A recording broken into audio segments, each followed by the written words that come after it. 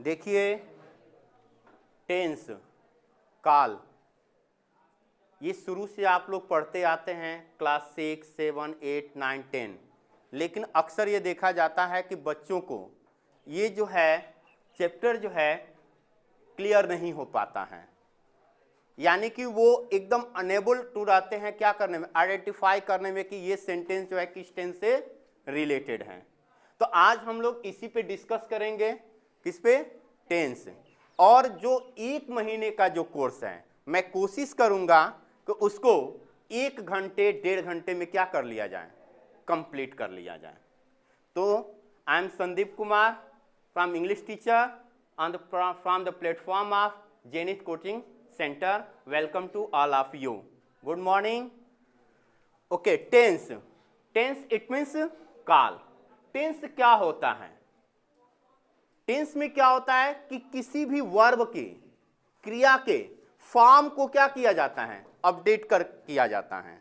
उसके फॉर्म के अकॉर्डिंग ही हम टेंस को क्या करते हैं, बनाते हैं। अब कार्य क्या होता है, वर्ब क्या है, कार्य है।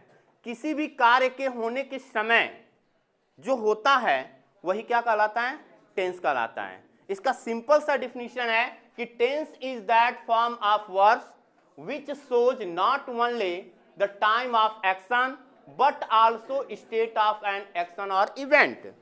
कि काल क्रिया का वह रूप है जो केवल कार्य के होने के समय को ही नहीं दिखाता है, बल्कि किसी भी कार्य की घटना या किसी भी कार्य या घटना की स्थिति को भी क्या करता है, वो दिखाता है। वही क्या कहलाता है, टेंस यानी काल कहलाता है।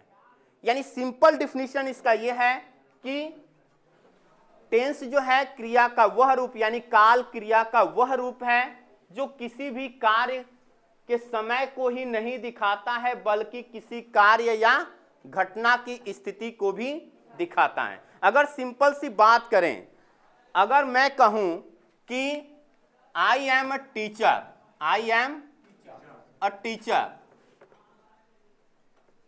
आई एम अ टीचर, मैं एक अध्यापक हूं, मैं एक अध्यापक हूं। It's also be, this sentence also be related to the tense, but there is not does any work. लेकिन इसमें कोई कार्य नहीं हो रहा है, बस ये किसी भी व्यक्ति की उस स्थिति को दिखा रहा है कि वो व्यक्ति किस स्थिति में क्या है। वो तो क्या है, टीचर है। क्या है वो, टीचर है। और इस कोई भी बताए पूरा कंप्लीमेंट क्या होता है। मैंने अभी यहां पे अगर मैं इसको क्या कर लूं, वैनिश करूं या इरेज कर दे रहा हूं, आई एम, इसका मतलब क्या हुआ, मैं हूं, मैं हूं। But a question arise, what, क्या, यानी कि but a question arise what, क्या हूं। तो आई एम, जब मैं यहां पे लिखूंगा a teacher, this sentence also be a complement. What, complement, ये कॉम्प्लीमेंट होता है। तो यहां पे हम देख रहे हैं कि इसमें जो है कॉम्प्लीमेंट है। अब हमें टेंस की जब बात कर रहे हैं तो बेसिकली अगर प्राइमरी स्टेज पे अगर देखा जाए तो there are 3 types of tenses. How many types of tenses, 3 types of tenses. Basically अगर देखा जाए तो there are 3 types of tenses. Suppose that tense is the main family member, main, and there are 3 sons of this tense. How many sons? 3. First, present tense. Second, past tense. And third, future tense. Future tense. There are 3 and the head member of the family tense. अब यहां पे अगर देखा जाए तो इस tense जो है किसी परिवार का हेड मेंबर है, यानी कहने का मतलब है उस परिवार में सबसे बुजुर्ग अगर व्यक्ति है तो वो कौन है, टेंस है। ओके, और इसके 3 बेटे यहां पे हुए, ये 3 बेटे इसके हैं कौन कौन? प्रेजेंट टेंस, पास्ट टेंस और फ्यूचर टेंस। प्रेजेंट टेंस जिसकी आइडेंटिटी होती है कि वाक्य के अंत में है, हूं, हो, हैं इत्यादि ये आते हैं। और इसका होता है कि क्या? था, थे, थी इत्यादि। ओके। और फ्यूचर में गा, गे, गे इत्यादि ये होते हैं। यानी कहने का मतलब है कि कोई भी अगर हम सेंटेंस लिखेंगे और उस सेंटेंस के अंत में है, हूं, हो, है इत्यादि आएंगे तो वो सेंटेंस जो होगा वो कौन सा सेंटेंस होगा? प्रेजेंट टेंस होगा। जिस वाक्य के अंत में था, थे, थी शब्द आएंगे वो क्या होंगे? पास्ट टेंस होंगे। और जिस वाक्य के अंत में क्या होगा? गा, गे, गी शब्द आएंगे वो क्या होंगे? फ्यूचर होंगे। लेकिन ये सिंपल प्रेजेंट टेंस जिसमें जो है कोई कार्य नहीं होगा बल्कि हेल्पिंग वर्ब के बाद हमेशा क्या आता है? कंप्लीमेंट आता है। एकदम सिंपल सेंटेंस में हम चलेंगे। जैसे एग्जाम्पल, वह राम है, वह राम है। ओके। वह डॉक्टर है, वह डॉक्टर है। तुम गरीब हो, तुम गरीब हो। इस प्रकार के जो भी वाक्य होंगे वो किस टेंस से रिलेटेड होंगे? प्रेजेंट टेंस से होंगे, क्योंकि इसकी आइडेंटिटी देखो यहां पे लास्ट में है, हो आदि आ रहे हैं। यही इनके क्या हैं? हेल्पिंग वर्ब हैं। ये इसके क्या कहलाते हैं? हेल्पिंग वर्ब हैं। और ये बीच वाला जो है राम, डॉक्टर, गरीब, ये क्या होंगे? कंप्लीमेंट होंगे। बल्कि ऑब्जेक्ट नहीं है। ऑब्जेक्ट भी कह सकते हैं लेकिन मैं अगर देखा जाए सही तरीके से तो ये क्या होते हैं? कंप्लीमेंट होते हैं। क्या होते हैं? ये कंप्लीमेंट होते हैं। यानी ऑब्जेक्ट भी हम इसको कह सकते हैं लेकिन मैक्सिमम इसको हम क्या मानेंगे? कंप्लीमेंट ही मानेंगे, क्योंकि ये उस सेंटेंस के अर्थ को क्या कर देते हैं? पूर्ण करते हैं। ओके। इसकी हेल्पिंग वर्ब क्या होती है? Is, am, are, is, am, are. उसी प्रकार पास्ट टेंस में अगर देखा जाए तो वह राम था, वह राम था। वह डॉक्टर था। वह गरीब था, तुम गरीब थे, सॉरी तुम गरीब थे, तुम गरीब थे। अब इसमें अगर देखा जाए तो इसके वाक्य के अंत में था, थे, ये जो रिलेटेड होंगे ये हमेशा क्या होंगे? पास्ट को इंडिकेट करता है, पास्ट को इंडिकेट करता है। अब यहां पे कहने का मतलब है कि वह राम था। ठीक। मान लो राम आया हो, कोई व्यक्ति उससे पूछा वो व्यक्ति कौन था, वो चला गया हो और उससे पूछा कि वो व्यक्ति कौन था, क्योंकि वो यहां से आकर के क्या हो गया हो? चला गया हो। तो वो व्यक्ति बताएगा क्या? कि वह राम था। क्या बताएगा? वह राम था, क्योंकि वो ऑलरेडी यहां से आकर के क्या हो गया है? चला गया है। वह डॉक्टर था, ऐसे भी कह सकते हैं। तो जिस वाक्य के अंत में था, थे, थी होता है वो क्या होता है? सिंपल पास्ट टेंस होता है। और इसकी हेल्पिंग वर्ब होती है वाज और वर, वाज एंड वर होती है। फ्यूचर में क्या होता है कि फ्यूचर टेंस जो हमारी प्री प्लानिंग को व्यक्त करता है कि हम कोई योजना बनाए हों। ओके। या हम किसी के बारे में ये हम एक एक्सपेक्टेशन करते हैं कि वह व्यक्ति होगा या वह डॉक्टर होगा। अगर हो सकता है कि हम अगर कोई व्यक्ति जो है बात कर रहा हो, बात करते हुए कुछ बीमारी से रिलेटेड कोई बात कर रहा, तो हमारे मन में एक सेंस अराइज होगी कि शायद वो डॉक्टर होगा तभी ऐसा वो बात कर रहा है। तो वो डॉक्टर होगा या वो डॉक्टर बनेगा। बट बनेगा मैं अगर ये कहूं तो ये हमारा सिंपल इंडेफिनिट, फ्यूचर इंडेफिनिट होगा। क्या होगा? सिंपल फ्यूचर इंडेफिनिट होगा, क्योंकि इसमें वर्ब आएगा, बनेगा। लेकिन ये क्या है? पॉसिबिलिटी है, एक संभावना व्यक्त किया जाता है, but it not sure. Surety नहीं शो करता है। यानी बनेगा, यानी फ्यूचर की बात कर रहा है कि फ्यूचर में वो डॉक्टर बनेगा नहीं बनेगा, ये अभी श्योर नहीं है। जैसे वह जाएगा, वह जाएगा, तुम लोग पढ़ोगे, तुम लोग पढ़ोगे। इस तरीके से जो सेंटेंस आएंगे वो क्या होंगे? सिंपल फ्यूचर टेंस होंगे। और इसकी हेल्पिंग वर्ब जो होती है वो क्या होती है? शैल और विल होती है, शैल और विल होती है। इसकी हेल्पिंग वर्ब शैल और विल होती है। अब यहां पे अगर हम देखें तो इस टेंसेस के जितने भी टेंस होते हैं वो टेंस जो है वो सभी किसी ना किसी वर्क से, कंडीशन से क्या होते हैं? रिलेटेड होते हैं। और इनकी स्ट्रक्चर जो होती है, सेंटेंस की जो स्ट्रक्चर होती है, इसमें क्या होता है कि subject plus verb plus object या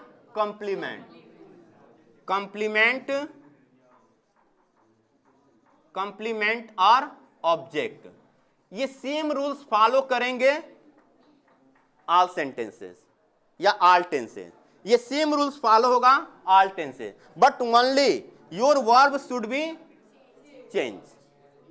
यानी हमेशा क्या होगा? ये वर्ब तुम्हारा क्या होगा? चेंज होगा, लेकिन इस सेंटेंस का स्ट्रक्चर सेम होगा। सब्जेक्ट क्या होता है कि सब्जेक्ट हम ये देखते हैं कि जिसके द्वारा कार्य किया जाता है या जिस व्यक्ति के बारे में कोई बात कही जाती है वही क्या होता है? सब्जेक्ट होता है। तो उसके बारे में तो वो सब्जेक्ट होगा। और क्या बात कही जाती है, क्या बात बताई जा रही है, वो प्रेडिकेट होता है। और प्रेडिकेट के अंतर्गत आपका वर्ब और कंप्लीमेंट या ऑब्जेक्ट आता है, वर्ब, कंप्लीमेंट या ऑब्जेक्ट आता है। तो ये आपने देखा कि प्रेजेंट टेंस की हेल्पिंग वर्ब है, हूं, हो इत्यादि आते हैं। और इंग्लिश में इसकी helping verb is, am, are होती है। पास्ट टेंस में हेल्पिंग वर्ब इंग्लिश में वाज, वेर होती है। और फ्यूचर में क्या होती है? शैल और विल होती है। लेकिन ये दो वर्ब जो होते हैं इज, एम, आर और was, were, is, am, are और वाज, वेयर, ये दोनों वर्ब जो हैं ये क्या हैं? प्राइमरी एक्सिलरीज होते हैं। लेकिन शैल और विल जो होता है वो मॉडल एक्सिलरीज होता है। ऐसे में शैल और विल जो होता है वो कौन सा वर्ब होता है? मॉडल एक्सिलरीज होता है। और ये जो होते हैं ये क्या होते हैं? प्राइमरी एक्सिलरीज होते हैं। लेकिन प्राइमरी एक्सिलरीज के भी 3 सेक्टर हैं। First be form of verb, do form of verb और हैव फॉर्म ऑफ वर्ब। तो ये was, is, am, are and was, were also be related to the be form of verb. ये किससे हैं? Be form of verb होते हैं। Doubt clear? Next point, after that you will also read the form of the all tenses, the form of the all tenses and every tense has 4 form. अगर देखा जाए तो present यानी कि प्रत्येक tense के कितने रूप हैं? 4 रूप हैं। यानी कि प्रत्येक टेंस के कितने रूप हैं? 4 रूप हैं। यानी कि every tense has 4 form.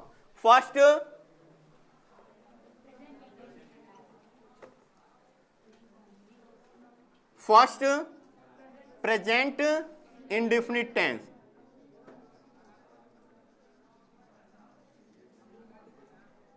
Present indefinite.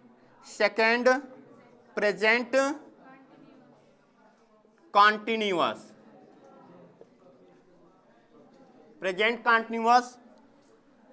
Third present perfect.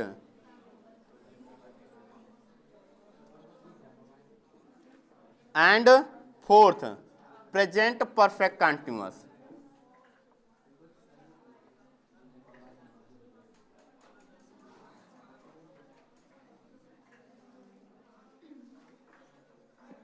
Present perfect continuous. There are 4 types of the, यानी there are 4 forms of the every tense. Present tense have 4 form and just like same past tense also भी indicate and future tense also भी indicate. यानी जिस तरह से इनके भी 4 रूप हैं उसी प्रकार से पास्ट के भी 4 फॉर्म होंगे, और फ्यूचर के भी 4 फॉर्म होंगे। बस अंतर क्या रहेगा, प्रेजेंट की जगह पे पास्ट में केवल यहां पे क्या होगा, पास्ट होगा, और फ्यूचर में यहां पे क्या होगा, फ्यूचर होगा, बाकी सेम रहेंगे। ओके, बाकी सेम रहेंगे। प्रेजेंट इंडेफिनिट की बात अगर मैं करूं, प्रेजेंट मींस क्या होता है, वर्तमान, और इंडेफिनिट मींस क्या होता है, नो, निश्चित नहीं, अनिश्चित, सॉरी, अनिश्चित। डिफिनिट एंड इनडिफिनिट होता है, डिफिनिट एंड इनडिफिनिट।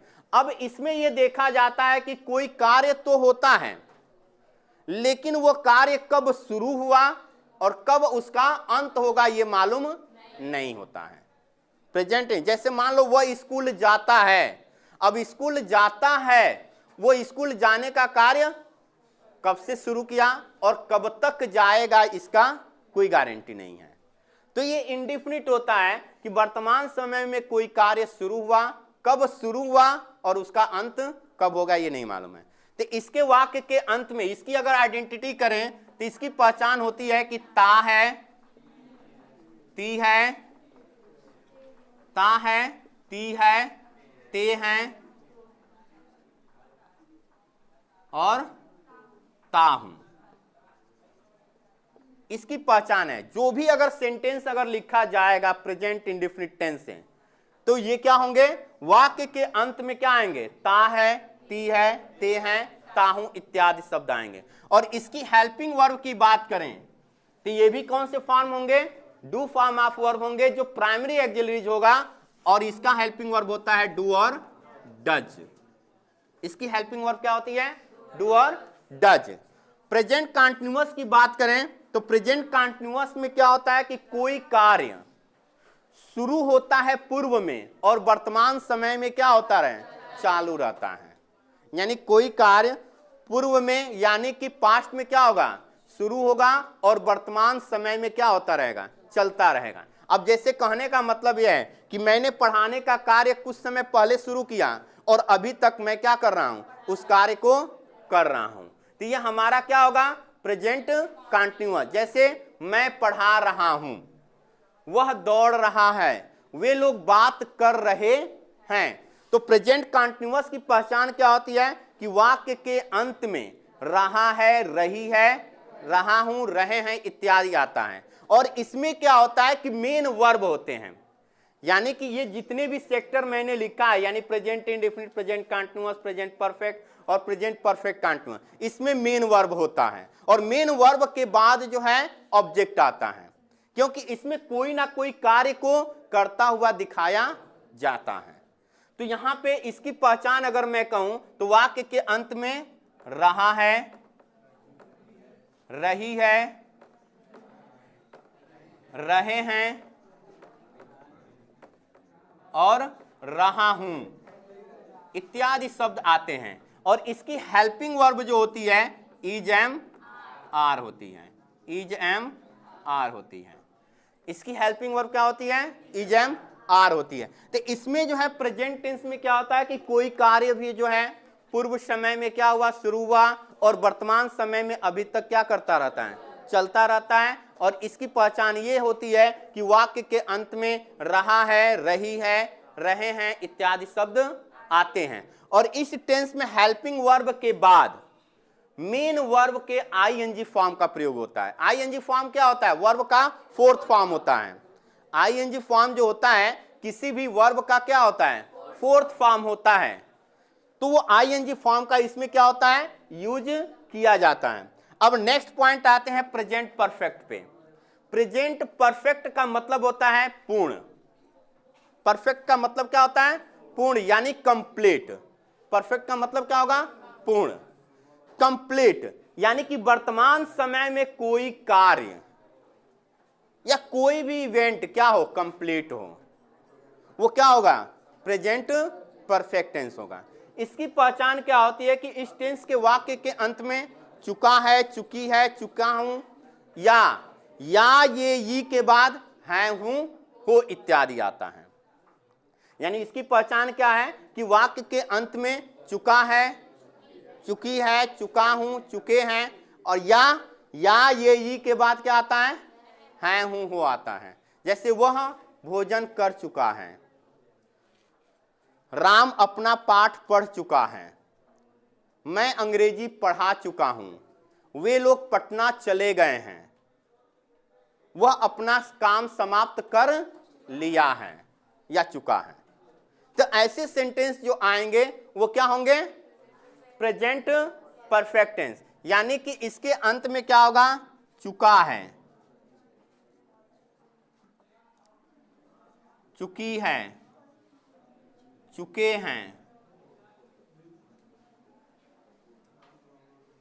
चुके हैं, चुका हूं इत्यादि शब्द आते हैं।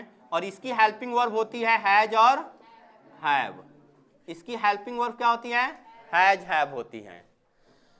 इसकी हेल्पिंग वर्ब हैज हैव होती है। और इसमें जो है हमेशा मेन वर्ब के थर्ड फॉर्म का यूज होता है। किस फॉर्म का? मेन वर्ब के थर्ड फॉर्म का यूज होता है, यानी कि plus verb third form plus ING form. Okay okay, do does plus verb first form, ऐसे आएंगे। यानी कि इसमें do does plus verb first form, is am are plus ING form, has have plus verb third form. अब बात करते हैं present perfect continuous की। तो प्रेजेंट परफेक्ट कंटीन्यूअस जो होता है, इसमें जो है सेम इसका अगर हम देखा जाए तो इसकी आइडेंटिटी सिमिलर होती है किससे? प्रेजेंट कंटीन्यूअस से। यानी कि प्रेजेंट परफेक्ट कंटीन्यूअस टेंस की आइडेंटिटी जो है सिमिलर होती है किससे? प्रेजेंट कंटीन्यूअस से। लेकिन वन कंडीशन यहां पे क्या होता है? डिफरेंट होता है कि इसमें कोई ना कोई टाइम दिया रहता है। यानी कि इसके भी वाक्य के अंत में क्या होगा? रहा है, रही है, रहे हैं, रहा हूं शब्द आएगा इसके भी अंत में, लेकिन उसके साथ कोई ना कोई क्या देगा? टाइम देगा। कोई ना कोई क्या होगा? टाइम देगा। और वो टाइम जैसे क्या होगा? अब यहां पे इसकी पहचान करें तो रहा है, रही है, रहे हैं, रहा हूं। लेकिन टाइम दिया रहता है। इसमें क्या दिया रहता है? टाइम दिया रहता है। इसमें क्या दिया रहता है? टाइम दिया रहता है। अब वो टाइम जो होगा आपका, वो पॉइंट ऑफ टाइम होगा और पीरियड ऑफ टाइम होगा। पॉइंट ऑफ टाइम जो होता है that's also called the fix time, definite time. और पीरियड ऑफ टाइम जो होता है, वो पीरियड ऑफ टाइम जो होता है वो इंडेफिनिट टाइम होती है, अनिश्चित समय। अब पीरियड ऑफ टाइम और पॉइंट ऑफ टाइम में डिफरेंसेस है। पॉइंट ऑफ टाइम का मतलब कि कोई फिक्स होगा। जैसे पॉइंट ऑफ टाइम में, जैसे मान लो हमारी घड़ी है, अगर घड़ी हमारी 7 बजा रही है तो वो 7 बजना, घड़ी के द्वारा क्या बजना? 7 बजना, ये क्या होगा? हमारा फिक्स टाइम, यानी पॉइंट ऑफ टाइम इसको कह सकते हैं। किसी दिन का नाम अगर रख दें तो वो क्या होगा? Point of time, fix time होगा। मंथ का नाम रखेंगे वो क्या होगा? पॉइंट ऑफ टाइम, यानी फिक्स टाइम है। या किसी मंथ का नाम अगर हम रख दें तो वो भी क्या होगा? पॉइंट ऑफ टाइम होगा। तो इस तरीके से सुबह, शाम, दोपहर, रात्रि, ये सब क्या होंगे? हमारे पॉइंट ऑफ टाइम है, यानी कि फिक्स टाइम है। इसके साथ जो है इस टेंस में हम हमेशा सिंस का प्रयोग करेंगे। जैसे वह 7 बजे से स्कूल जा रहा है। वह 7 बजे से स्कूल जा रहा है। कितने बजे से जा रहा है? 7 बजे। अब 7:05 तो मैंने नहीं कहा, लेकिन फिक्स मैंने टाइम क्या बताया? 7 बजे से। तो यहां पे 7 बजना ये क्या है? फिक्स टाइम है ऐसे में। और इसकी हेल्पिंग वर्ब जो होती है वो हैज बीन और हैव बीन होती है। हैव बीन होती है और plus ING form, verb ING form इसमें आएगा। यानी कि इसकी helping verb has been, have been और प्लस वर्ब आईएनजी फॉर्म होती है। अब इनमें जो है according to time you will use since और फॉर। अब टाइम के अकॉर्डिंग जो है आप क्या करेंगे, इसमें सिंस या फॉर का यूज करेंगे।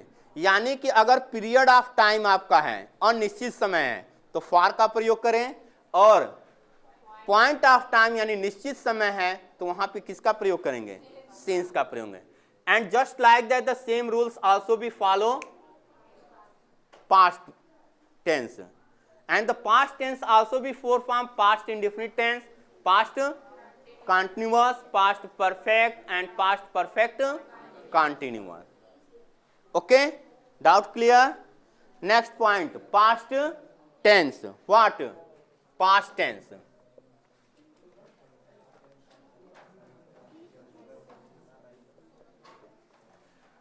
Past tense and the same also, past indefinite,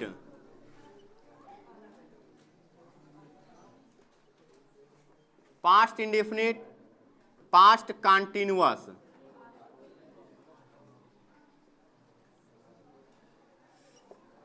past perfect,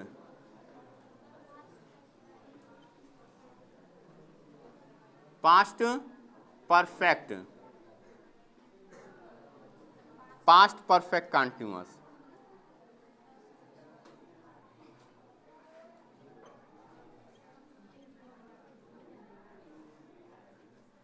past perfect continuous. Okay, and same, but only what change here? Past, past, past. What the identity of past indefinite? Present में आपने देखा कि past present indefinite की पहचान क्या थी? ता है, ती है, ते हैं। लेकिन इसमें अगर इसकी आइडेंटिटी देखेंगे तो ता था, ती थी, ते थे, ओके, या ये इत्यादि आएंगे। ये इसकी आइडेंटिटी है, यानी ता था, ती थी, ते थे, या ये। जैसे वह गया, व्हाट? वह गया, और इसकी हेल्पिंग वर्ब क्या होती है? Did plus verb first form, did plus verb first form. लेकिन एक कंडीशन ये ध्यान में रखना कि प्रेजेंट इंडेफिनिट टेंस और पास्ट इंडेफिनिट टेंस का जो अफर्मेटिव सेंटेंस होगा उसमें हेल्पिंग वर्ब का यूज नहीं होता है। यानी कि प्रेजेंट इंडेफिनिट टेंस और पास्ट इंडेफिनिट टेंस के जो अफर्मेटिव सेंटेंस होगा उसमें जो है हेल्पिंग वर्ब का प्रयोग नहीं होगा। लेकिन ये बस केवल डिड का प्रयोग किसमें होगा? निगेटिव, इंट्रोगेटिव और इंट्रोगेटिव प्लस निगेटिव। अब यहां पे जैसे वह स्कूल जाता था, अब इसमें क्या कार्य कर रहा है कि ये वर्तमान यानी कि पास्ट में होने वाले कार्य को बताता है जो वर्तमान में नहीं होता है।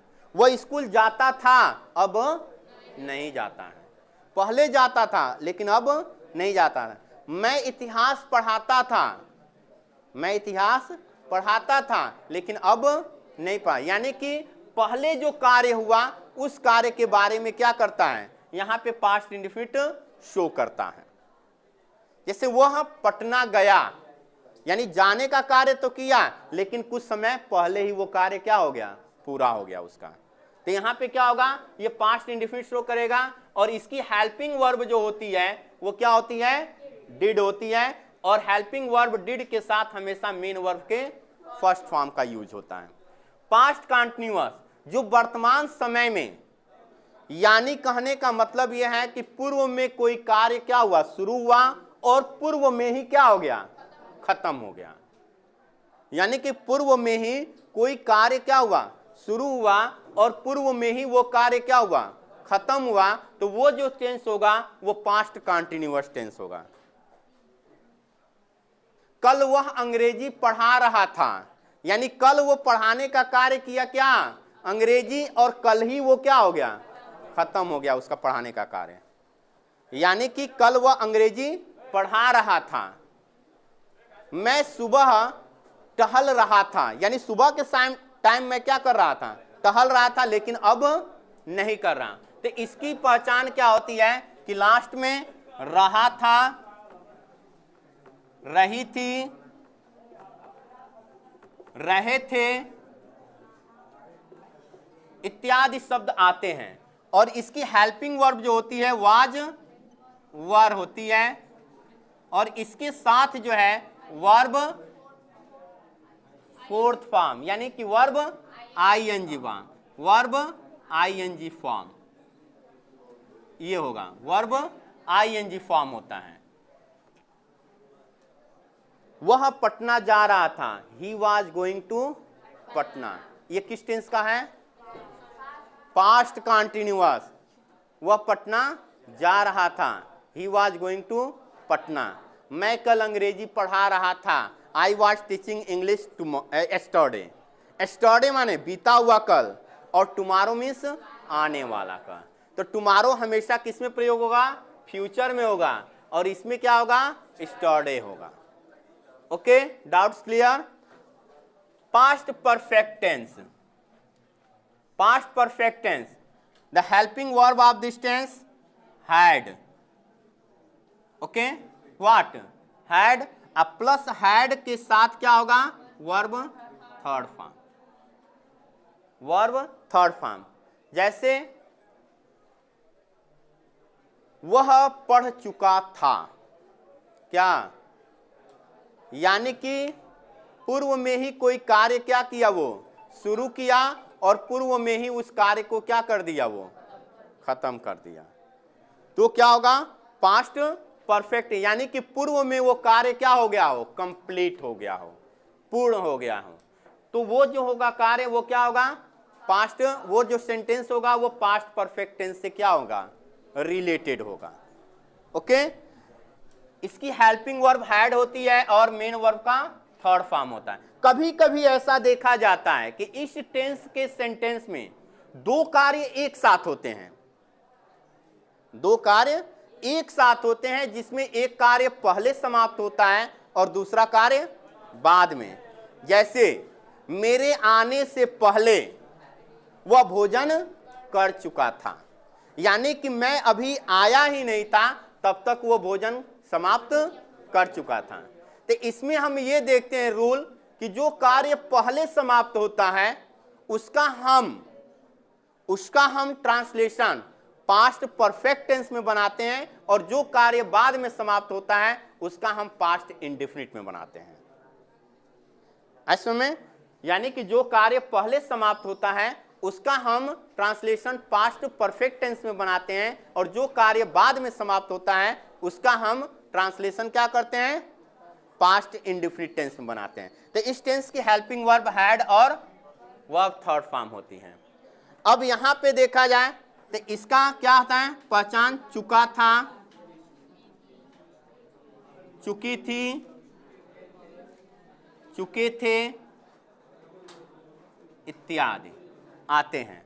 ये इसकी क्या है? आइडेंटिटी है। लेकिन वही अब बात करें हम पास्ट परफेक्ट कंटीन्यूअस की, तो past perfect continuous same identity also be similar to past continuous tense. रहा था, रही थी, रहे थे, but only difference what? Time is given.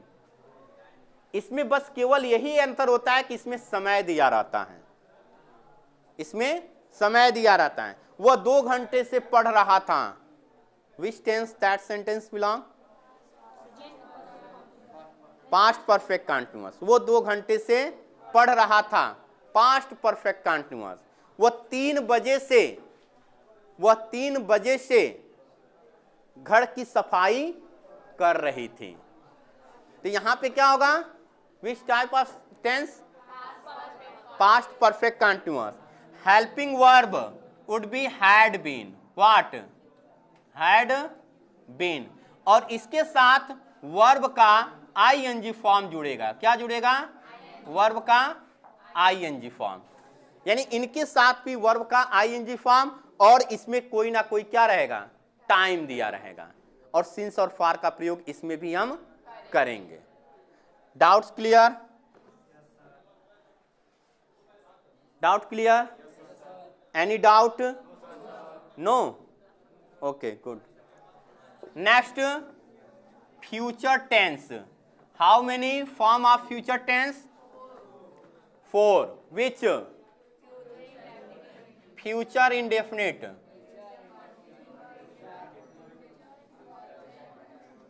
Future indefinite. Future continuous.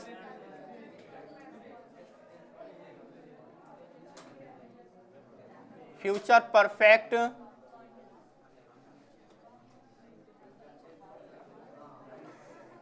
And future perfect continuous.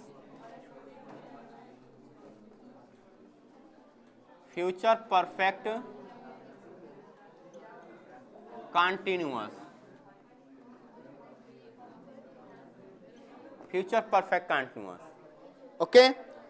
But future indefinite, indefinite,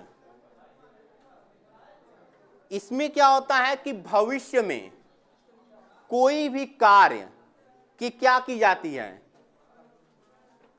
संभावना व्यक्त की जाती है कि कोई कार्य भविष्य में क्या होगा? होगा, लेकिन वो कार्य क्या होगा? हमारा इनडिफिनिट होगा, अनिश्चित होगा, अनिश्चित होगा। अगर मैं कहूं कि वह एक डॉक्टर बनेगा, वह एक डॉक्टर बनेगा, but it not confirm, it's not sure, बनेगा कि नहीं बनेगा, इट्स ऑल्सो भी डिपेंड ऑन ए फ्यूचर। ये भविष्य में होने वाली घटना है कि हो सकता है कि ना बने, लेकिन बस एक केवल हम क्या करते हैं, एक पॉसिबिलिटी को क्या करते हैं? शो करते हैं, अराइज करते हैं। और इसकी पहचान क्या होती है कि वाक्य के अंत में क्या आता है? गा, गे, गे इत्यादि शब्द आता है, और इसकी हेल्पिंग वर्ब जो होती है शैल और विल होती है, शैल और विल होती है। इसकी हेल्पिंग वर्ब क्या होती है? शैल और विल होती है।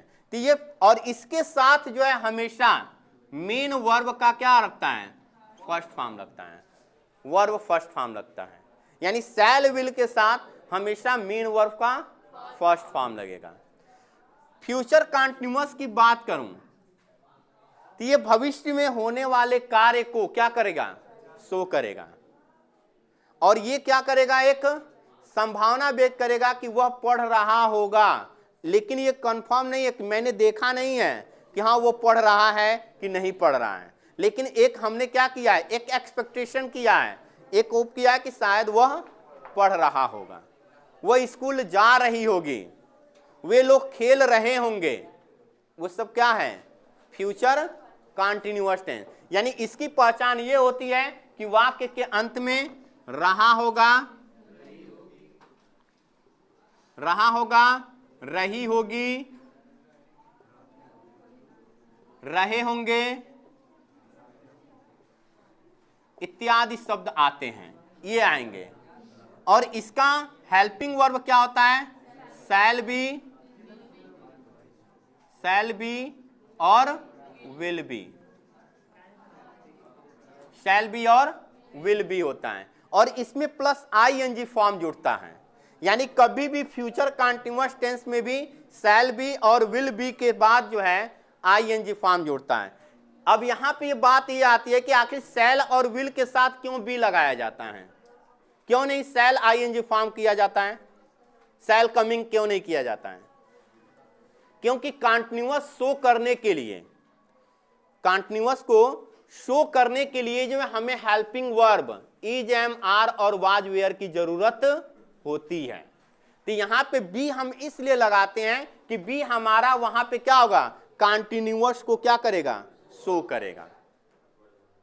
इसीलिए वहां पे शैल और विल के साथ किसका प्रयोग करते हैं? बी का प्रयोग करते हैं। किसका होगा? बी का प्रयोग होगा, और उसके साथ आईएनजी फॉर्म होता है। तो ये इसकी पहचान हो गई, रहा होगा, रही होगी, रहे होंगे। ये आइडेंटिटी है किसकी? फ्यूचर कंटीन्यूअस टेंस की। अब बात करते हैं फ्यूचर परफेक्ट टेंस की, फ्यूचर परफेक्ट टेंस की। तो फ्यूचर परफेक्ट टेंस की पहचान क्या होती है कि वाक्य के अंत में चुका होगा, चुकी होगी, चुके होंगे। यानी कि अगर हम टोटली अगर देखा जाए तो फ्यूचर में हम देखते हैं कि कोई भी घटना या किसी भी कार्य का क्या है? बस केवल एक संभावना व्यक्त किया जा रहा है, क्या हो रहा है, संभावना, वह पढ़ चुका होगा, लेकिन कंफर्मेशन नहीं है, कंफर्म नहीं है वो पढ़ चुका, हो सकता है कि नहीं पढ़ा हो। तो इसके वाक्य के अंत में क्या आता होगा, चुका होगा, चुका होगा, चुकी होगी,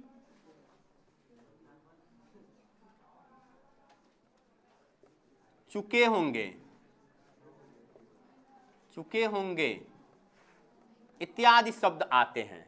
और इसकी हेल्पिंग वर्ब क्या होती है, शैल हैव और विल हैव। फ्यूचर की हेल्पिंग वर्ब होती है शैल हैव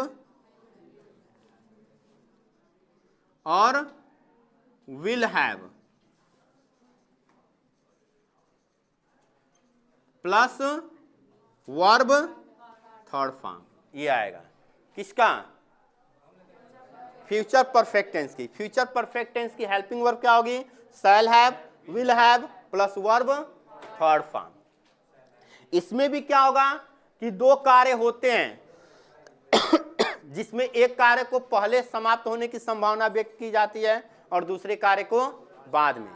तो जो इस कार्य का समाप्त होने की संभावना पहले की जाती है उसका हम ट्रांसलेट किसमें करेंगे, फ्यूचर परफेक्ट में, और बाकी जो बाद में समाप्त होने वाले कार्य की संभावना होगी उसको किसमें करेंगे, प्रेजेंट इंडेफिनिट में, यानी फ्यूचर परफेक्ट और प्रेजेंट इंडेफिनिट में। और इसके बारे में मैं डिटेल आगे पढ़ाऊंगा, बस केवल अभी आज मैं आइडेंटिटी बस केवल बता रहा हूं कि इनकी पहचान क्या है। अब इसके बाद लास्ट आता है फ्यूचर परफेक्ट कंटीन्यूअस टेंस। क्या आता है, फ्यूचर परफेक्ट कंटीन्यूअस टेंस। तो फ्यूचर परफेक्ट कंटीन्यूअस टेंस की पहचान क्या है कि वाक्य के अंत में रहा होगा, रही होगी, रहे होंगे, रहा होगा शब्द आते होंगे, लेकिन इनके साथ कोई ना कोई निश्चित या अनिश्चित समय दिया रहेगा, लेकिन इनके साथ कोई ना कोई निश्चित या अनिश्चित समय दिया रहेगा। जैसे वह सुबह से टहल रहा होगा, टहल रहा होगा, वह सुबह से टहल रहा होगा। अब यहां पे रहा होगा सेम आल्सो भी just like future continuous but only difference here given time. ये सेम इसकी आइडेंटिटी क्या है, लग रहा है जैसे कि फ्यूचर कंटीन्यूअस है, लेकिन अंतर क्या है कि इसमें एक टाइम दे दिया है कि वो टहल तो रहा होगा लेकिन कब से, सुबह से। और सुबह यहां पे जो क्या है, ये पॉइंट ऑफ टाइम है या पीरियड ऑफ टाइम है, पॉइंट ऑफ टाइम है। तो इनके साथ हमेशा किसका प्रयोग होगा, सिंस का प्रयोग होगा। तो इसकी हेल्पिंग वर्ब की अगर मैं बात करूं तो इसकी हेल्पिंग वर्ब क्या होती है, शैल हैव बीन और will have been.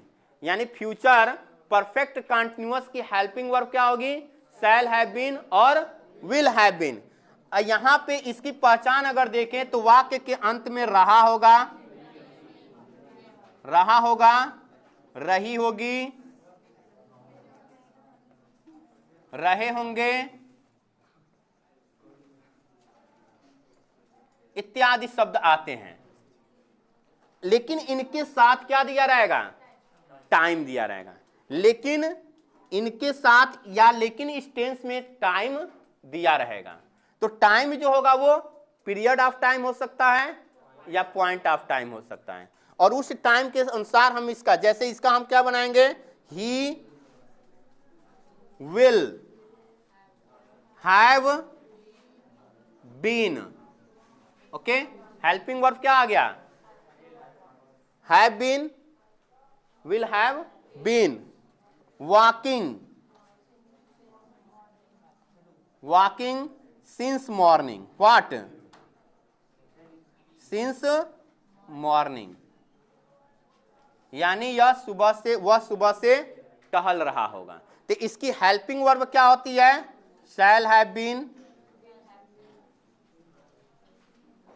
Have been and will have been, will have been. ये इसकी क्या होंगी, हेल्पिंग वर्ब होंगी। और इसके साथ जो है वर्ब का फोर्थ फॉर्म यानी कि आईएनजी फॉर्म लगेगा, और टाइम से बिफोर यानी टाइम के पहले सिंस या फॉर का प्रयोग करेंगे। तो ऑल क्लियर यानी कि present, past and future. And you also be know that the present form also, past form also and future form also. Any doubt in that topics? Are clear? Okay. And tomorrow I will discuss also be in detail present indefinite at the all parts of the present tense. Okay.